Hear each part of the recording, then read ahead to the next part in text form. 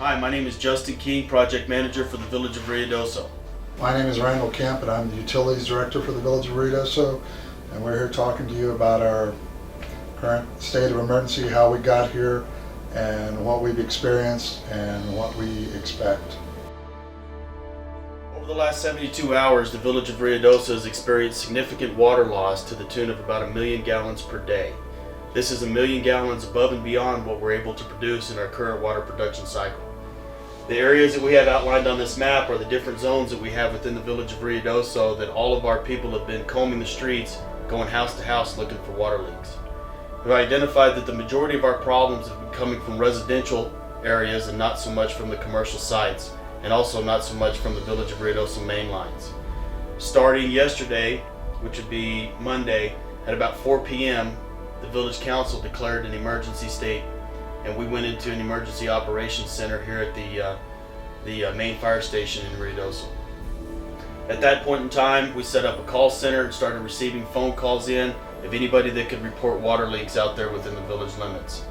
Since that time, we've taken in just over 200 phone calls here at the call center, and we've actually shut water off to over 360 residences within the village, and that's taking care of the majority of our problems. Our main problem areas at this point in time are the Upper Canyon area. We do not have water secured to this area right now, and the Upper Black Forest area. We had a PRV valve that was frozen up that served these two areas coming from our Alto plant, which we do now have that PRV going, and we are filling the tanks up here to be able to provide water to those two areas in the very near future. The remaining areas that you see within the Village of Ruidoso are served off of the Alto system and the Grindstone system, and we have stopped the bleeding from the water going out.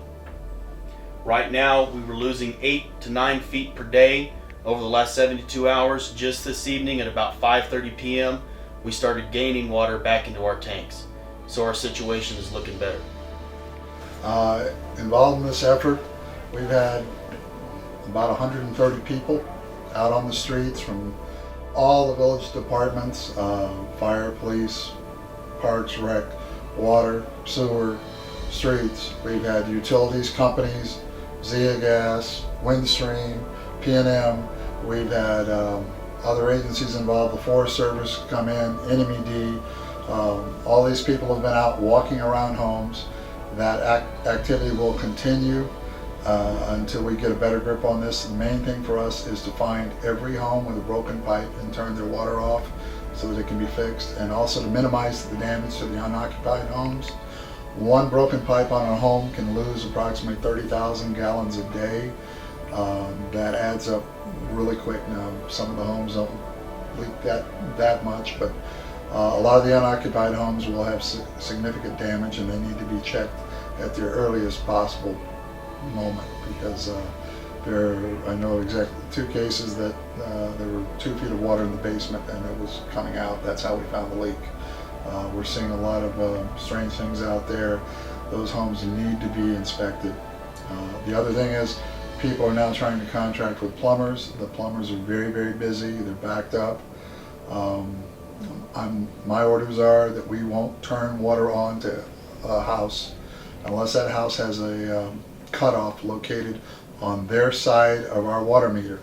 And the reason for that is the plumber will need to turn the water on to find the leaks, and then he'll need to turn the water back off, and he may have to do this exercise a few times in order to fix all the leaks in the home. We do not have the staff to turn the water on and off repeatedly at these residences. So there's a village ordinance out there that's been there for several years that requires the homeowners to have a water shut off on their side of the meter. We're going to strict enforcement on that.